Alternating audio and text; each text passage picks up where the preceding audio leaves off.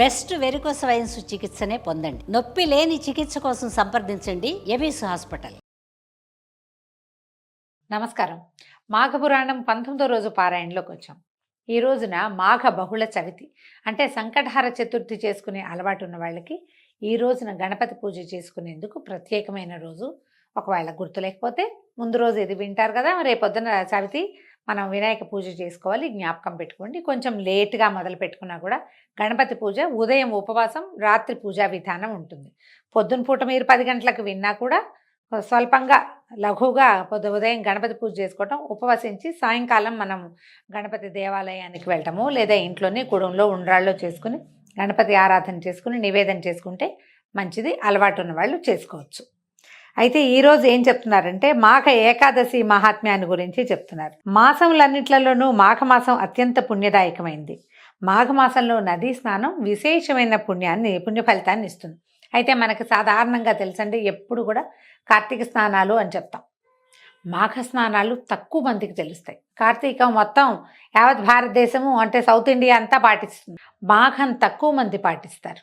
అయితే మనం ఇది తెలుసుకున్నప్పుడు ఒకవేళ కార్తీకంలో చేయలేకపోయినా చలికాలం అవ్వడం వల్ల ఏదైనా అనారోగ్యాలు ఇబ్బంది మనం స్నానాలు చేయలేని పరిస్థితిలో ఉన్నా కూడా మాఘంలో అయినా ఇది చేయగలిగితే నదీ స్నానం చాలా ఫలితాన్ని ఇస్తుందండి. అవకాశాన్ని బట్టి చూసుకోవచ్చు. మనకు అందుకని చూడండి, కార్తీకం తర్వాత మార్గశిరం పుష్యం మధ్యలో 2 నెలలు వచ్చినాయి. 3 నెలల క్రితం చేయలేంది ఇప్పుడు చేసినా కూడా ఫలితం ఇస్తుంది. మంచి అవకాశం కదా. అయితే నది లేకపోతే ఏ నీటి తావులో అయినా స్నానం చేసి శ్రీ మహావిష్ణువుని భక్తి శ్రద్ధలతో పూజిస్తే తాము చేసిన ఘోర పాపాలన్నీ హరించుకుపోతాయి, పుణ్యం లభిస్తుంది. అయితే ఇది శ్రీమన్నారాయణుడు అనగానే విష్ణు పూజ సాలగ్రామార్చనలోకి వెళ్తాం. మాఘంలో సూర్యనారాయణ అర్చన కూడా చాలా విశేషమైన ఫలితాన్ని ఇస్తుందండి. ఇక్కడ శ్రీమన్నారాయణుడు అంటే ప్రత్యక్ష నారాయణ స్వరూపమైన సూర్యుడి గురించే చెప్తారు. ఇంటికెళ్ళి పూజా వ్యవహారము అది చేయలేకపోతాం మనం పెద్దగా. నదిలోనో ఏ చెరువులోనో స్నానం చేస్తే సూర్యోదయం అవుతుండగా చేస్తాం. ప్రత్యక్షంగా సూర్యబింబం కనపడుతుంది కదా, ఆ కనపడే సూర్యబింబానికి 3 దోసెళ్ళ నీళ్లు దోసెళ్లతోటి తీసి అర్ఘ్యప్రదానం చేయటం. పెద్ద మంత్రం కూడా అక్కర్లేదండి. ఆదిత్యాయ నమః అని చెప్పుకున్నా చాలు, అంత చిన్నది కూడా సరిపోతుంది. సూర్యుడికో నమస్కారం చేయటం, ఓ 3 దోసెళ్ల నీళ్లు అర్ఘ్యప్రదానం చేసి నమస్కారం చేసుకుంటే అది ప్రత్యక్ష నారాయణ సేవని మించిన సేవ అసలు లేనే లేదు. అంత మాత్రమైనా చేయండి అంటారు. ఒకవేళ నదీ స్నానం కుదరలేదు, ఇంట్లో స్నానం చేసినా చటుకున ఏ మేడ మీదకో బాల్కనీలోకో వెళ్ళి సూర్యుడిని చూస్తే చాలా మంచిది. ఒక చిన్న రాగి చెంబు, బుజ్జి గ్లాసులు దొరుకుతాయి, ఎంతో ఖరీదు కూడా ఉండదండి. ఒక గ్లాసు కొని అట్ట పెట్టుకుంటే ప్రతి మాఘంలోనూ చేయొచ్చు. ఒకే గ్లాస్తో ఇంటిల్లిపాది కూడా చేసుకోవచ్చు. చిన్న గ్లాసు, దాన్ని కొంచెం ఎర్రగా శుభ్రంగా తలతళ్ళాడేలాగా తోమాలి. రాగి వస్తువులు ఏంటంటే నిలవ పెట్టామంటే కడిగి పెట్టినా సరే అదంతా మసలు పడిపోయి పాత మొహంలాగా తయారవుతుంది. ఏ రోజుకి ఆ రోజుకి కొంచెం తోముకోవాలి. దాన్ని తోమి ఆ నీళ్ళని ఎర్రని పాత్రలో గనక ఇస్తే చాలా మంచిదండి. అవకాశం ఉన్నవాళ్ళు చేయండి. అయితే మాఘపురాణం వినటము, మాఘమాస వ్రతం ఆచరించటము, విష్ణు పూజలు, సంకీర్తనలు, భజనలు, దాన ధర్మాలు మొదలైనవి చేస్తే ఆ శ్రీహరి సర్వదా మనల్ని కాపాడమే కాక విష్ణులోక ప్రాప్తిని కూడా కలగజేస్తాడు. కాబట్టి సర్వులు మాఘమాస వ్రతం ఆచరించటము సర్వశ్రేయస్కరము. మాఘమాసంలో శ్రీహరిని సేవిస్తే ఇష్టకామ్యార్థ సిద్ధి కలుగుతుంది. ఆయురారోగ్య ఐశ్వర్య భోగభాగ్యాలు సిద్ధిస్తాయి. దీనివలన శ్రీహరి కృపకి పాత్రలే మోక్షప్రాప్తిని పొందగలుగుతారంటంలో ఎటువంటి అనుమానము లేదు. పూర్వం అనంతుడని ఒక బ్రాహ్మణుడు ఉండేవాడట. ఈయన ఎక్కడున్నాడు? యమునా నదీ తీరంలోని ఒక అగ్రహారంలో నివసించేవాడు. యమునా నదీ తీరం అంటే ఇంచుమించుగా ఢిల్లీకి దగ్గర అనుకోండి, నార్త్ ఇండియా కథ చెప్తున్నారు. ఈయన ఒక బ్రాహ్మణ ఆయన ఉండేవాడు. ఈయన పేరు అనంతుడట.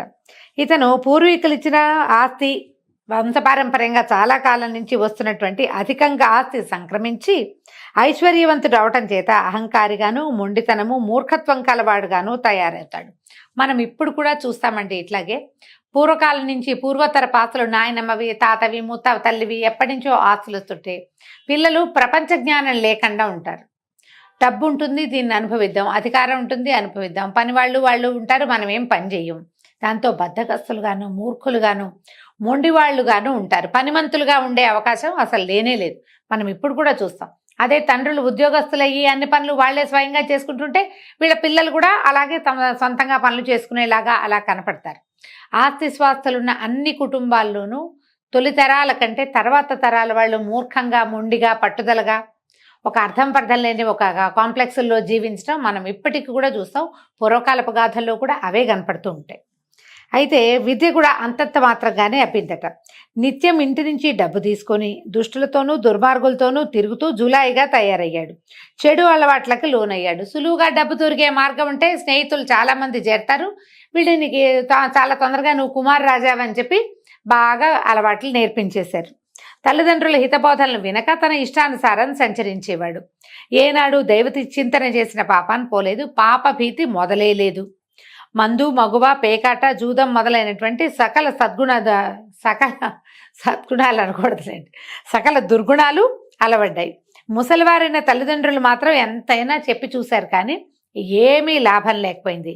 వారి హితబోధ చెమిటివాడి ముందు శంఖమూదినట్లుగా అయింది. సరే, వాళ్ళు ఇంకా చేయగలిగేది ఏం లేదు. వీడికి ఎప్పుడో మొహం పగిలితే బుద్ధి వస్తుంది, మనం కూడా ఇట్లాగే అనుకుంటాం. వాడికే ఓ దెబ్బ తగిలితే బుద్ధి వస్తుంది, ఎంత చెప్పినా వినరు. పైగా చేయి దాటిపోయాక మా అమ్మ నాన్న చెప్పారు నేను వినలేదు అనిపిస్తుంది, లేదా ఇంకొంచెం బాగా చెప్పుండొచ్చు కదా అని కూడా అనిపిస్తుంది. ఏదో చెప్పారు మేము వినలేదు, ఓ చెప్పకాయ కొట్టి చెప్పుండొచ్చు, చూడు ఇప్పుడు ఇలా అయిపోయింది అంటారు. అలాంటి ఫ్రెండ్స్ ఉంటారు చూడండి, మనకి చెప్పినప్పుడు వినరు, ఇంకా బాగా చెప్పలేదని తర్వాత కాలంలో భావిస్తారు. ఇలా ఇక వాళ్ళు సరిపెట్టుకున్నారు. వాళ్ళ అమ్మా నాన్న కాలమే వీడికి సమాధానం చెప్తుంది. ఈ కాస్త ఆస్తి పోయాక, ఇదంతా అయ్యాక వీడికి పళ్ళు రాలేక బుద్ధి వస్తుందని ఇక చెప్పలేక వదిలిపెట్టేసి వాళ్ళ మా నాన్న వాళ్ళు ఉండేవాళ్ళు. ఇలా ఉండగా కొంతకాలానికి అతనికి జ్ఞానోపదేశం అవ్వడం మొదలుపెట్టిందట. జ్ఞానోదయం అవటం మొదలుపెట్టింది. జ్ఞానోపదేశాలు చాలామంది చేశారు, కానీ అతను వినలా. జ్ఞానోదయం అవడం మొదలుపెట్టింది. దుర్గుణాల వల్ల రోగాల బారిన పడ్డాడు. స్నేహితులు సాయం చేయకపోవడంతో వారి పట్ల విసిగిపోయాడు. ఏనాడు దాన ధర్మాలు చేయలేదు, దైవచింతన లేదు. ఇప్పుడు దైవచింతన ఎలా చేయాలో తెలియదు. ఎవరికైనా దానం చేస్తుంటే వాళ్ళు ఎవరైనా సహాయం చేసేవాళ్ళు. ఇతను ఏం చేశాడు, స్నేహితులతో కలిసి స్నేహితుల మీద ఖర్చు పెట్టాడు. దాన్ని దాన ప్రక్రియగా తీసుకోలేం కదా. మనం దానం చేసామనుకోండి, ఎవడో లేనివాడికి డబ్బు ఇచ్చాం, అవసరానికి ఏదో ఆదుకున్నాం మనం, అప్పుడు వాళ్ళు మన అవసరాలప్పుడు వాడు కాకపోతే ఈ దానం చేసిన ఫలితము ఇంకో పక్క నుంచి వస్తుంది. మనం చేసింది ఏమిటంతా దుబారా, జులాయితనము, ఖర్చు. ఇది ఎక్కడి నుంచి వస్తుంది? ఖర్చు పెట్టించే వాళ్ళు పెట్టించేసి తర్వాత నీ దగ్గర డబ్బులు లేకపోతే నీ దగ్గరికి రారు. అలాగే జరిగిందనమాట. ఇతనికి ఒంట్లో సత్తువ తగ్గిపోవటం మొదలుపెట్టింది. ఓపిక లేదు, అనారోగ్యం పాలైపోయాడు. ఫ్రెండ్స్ని 10 మందిని పిలిస్తే 2 వచ్చేవాళ్ళు. ఆ 2 కూడా కాసేపు కూర్చుని వీడు మూలుగుతుంటే వాళ్ళు చక్కగా వెళ్ళిపోయేవాళ్ళు. సొంత వాళ్ళు అయితే ఉంటారు, ఎవరుంటారు? స్నేహితులు ఉండేవాళ్ళు కొద్దిమంది ఉన్నారండి. లేదు, మిత్రులు మంచివాళ్ళు కాదని మనం అనలేకపోతాం. ఈ పురాణాల్లో చెప్పబడిన గాథల్లో ఏంటంటే డబ్బుని చూసి చేరిన వాళ్ళే స్నేహితులుగా చెప్పబడతారు, ఇట్లా వదిలేస్తారు అని.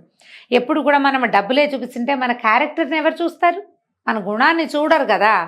డబ్బు చూపించకుండా ఉంటే గుణం కనపడుతుందేమో. మరి ఒకనాడు అతను ఇట్లా ఆలోచించడం మొదలుపెట్టాడు. అయ్యో, తల్లిదండ్రులు పెద్దవాళ్ళు చెప్పిన మాట వినకపోతేనే ధనబలంతో మిక్కిరి గర్విష్ఠిగా మారాను, సకల దుర్గుణాల బారిన పడ్డాను. నేనెంతటి పాపాత్ముడిని, దైవచింతన చేయలేదు, దాన ధర్మాలు చేయలేదు, భగవంతుని పట్ల సాధారణ భక్తిని కూడా చూపించలేదు. నాకు ఇంకా మోక్షం ఎట్లా వస్తుంది? ఒక్క పుణ్యకార్యమైనా చేయలేదు సరికదా. నేను పాపకార్యాలు ఎన్నో చేశాను. ఈ మాఘమాసం అత్యంత పుణ్యదాయకమైంది. నదీ స్నానం చేయమని అమ్మా నాన్న ఎన్నిసార్లు చెప్పినా వినలేదు. నాకు ఇంకా నిష్కృతి లేదు. రేపు పొద్దు నుంచి నదీ స్నానం చేద్దామని డిసైడ్ అయ్యాడట. మనకి చాలా సమస్యలు చుట్టుముట్టినప్పుడు అప్పుడు దైవం వైపుకి తిరుగుతాం. ఎక్కడా మనకి సమాధానం దొరకకపోతే మనం దైవం వైపుకి తిరుగుతాం. ఒకవేళ మనం తిరగలేదనుకోండి, ఏదో ఒక ప్రచోదనం వస్తుంది ఆ సమయానికి. ఎవరో ఒకళ్ళు, ఫ్రెండ్సో, చుట్టుపక్కల వాళ్ళు, దారిపోయే వాళ్ళు, ఎవరో ఒకళ్ళు మనని దైవం వైపుకి తిప్పుతారు. మీరు చూడండి, అన్ని రకాల వ్రత కథల్లోనూ ప్రయాణ సమయంలో ఎవరో పూజ చేసుకుంటూ ఉండగా చూసి ఆ పూజను మొదలుపెట్టిన గాథలు వింటాం మనం.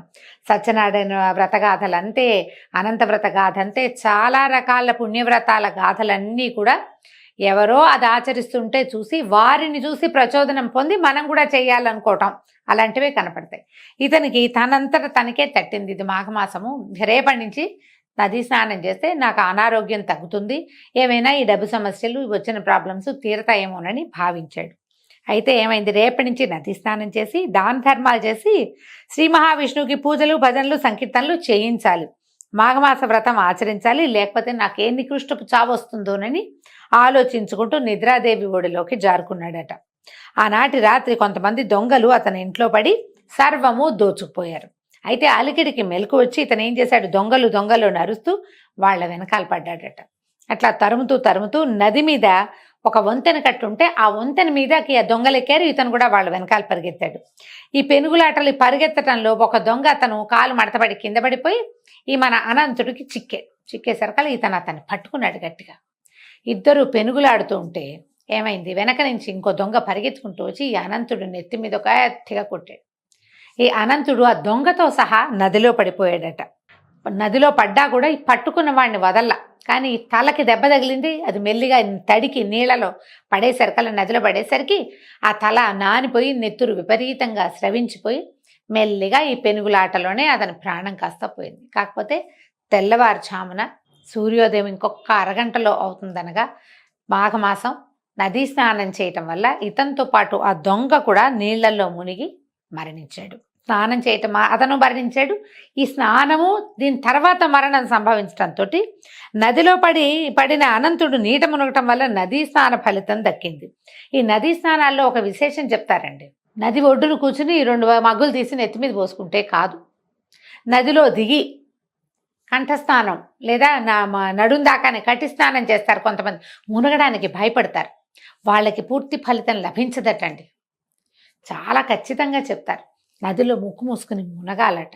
ముక్కు మూసుకుని మునగలం కష్టం కదా, చాలా కష్టం. మాకు స్విమ్మింగ్ రాదండి అలాంటి భావి చెప్తాం. చాలామంది గొంతు కూర్చుంటారు, నెల్లిగా కింద కూర్చుని ఏదో ఒక సహాయంతో మునగడానికి ట్రై చేస్తారు. 3 సార్లు ముమ్మారు మునక వేయటం అనేది చెప్తారండి తప్పకుండా. దానికి ఏం లేదు, బాగా 5-6 సార్లు శ్వాస తీసుకుని వదిలిపెట్టడం. స్విమ్మింగ్ ప్రాక్టీస్ లాంటి, స్విమ్మింగ్కి వెళ్ళే ముందు ఎలా నేర్పిస్తారో అంతే, బాగా గాలి తీసుకోవటం వదిలిపెట్టడం. 5-6 సార్లు చేసామనుకోండి కొంచెం మనకి ఆ లంగ్స్కి అది అలవాటు అవుతుంది. ఈసారి గాలి తీసుకొని లోపలికి టక్కిన ముక్కు మూసుకొని మునిగిపోవాలి. మునిగేస్తాం ఈజీగానే, లోపల గాలి ఉంటుంది కాబట్టి మనకేం భయం ఉండదు. అలా కాకుండా మామూలుగా మునగడానికి ట్రై చేస్తే నీళ్లు మన్ని తోసేస్తే మన ప్రాణం కూడా ప్రాణాల పైన పోయి బయటకు వచ్చేస్తాం. ఇతను నదిలో మునిగాడు అన్న దొంగతోటి కలిసి. దానివల్ల ఇతనికి నదీ స్నాన ఫలితం దక్కిందట. అతని పాపాలన్నీ పటాపంచలైపోయాయి. మాఘమాస ఫలితాన్ని పూర్తిగా అనుభవించి పుణ్యాత్ముడైపోయాడు. విష్ణుదూతలు అతన్ని వైకుంఠ ప్రాప్తిని కలగజేశారు, అక్కడ తీసుకుపోయారన్నమాట పైకి. ఇతనితో పాటు నీటిలో మునిగినటువంటి దొంగ కూడా మోక్ష ప్రాప్తి లభించింది. మాఘమాస నదీ స్నానం అలాంటి ఫలితాన్ని ఇస్తుంది. సమస్తమైన పాపాలు పోతాయి అంటే ఈయనకు పోయినాయి, మనకు కూడా మా వైకుంఠం వస్తుందంటే అట్లా రాదు. ఈయన ఏం చేశాడు, మునగ్గానే చచ్చిపోయాడు. మునిగి స్నానం చేసి మాఘమాస స్నానం చేసామని అనుకుని తెల్లారు మళ్ళీ మన పనులు మనం మొదలెట్టామనుకోండి, ఆ ఫలితంగా మన అకౌంట్లో పడుతుంది. మనం కొత్తగా చేసే కర్మలు ఉంటాయి కదా, పాపకర్మలు, వాటి అకౌంట్ మళ్ళీ స్టార్ట్ అవుతూ ఉంటుంది. ఇతను మరణించాడు కాబట్టి ఇతనికి ఆ అవకాశం లభించిందట. దీంతో నదీ స్నాన మహాత్మ్యాన్ని గురించి చెప్తూ 19వ అధ్యాయాన్ని పూర్తి చేశారు. రేపు ఉదయం మళ్ళీ 20 రోజు పారాయణలో కలుసుకుందాం. నమస్కారం.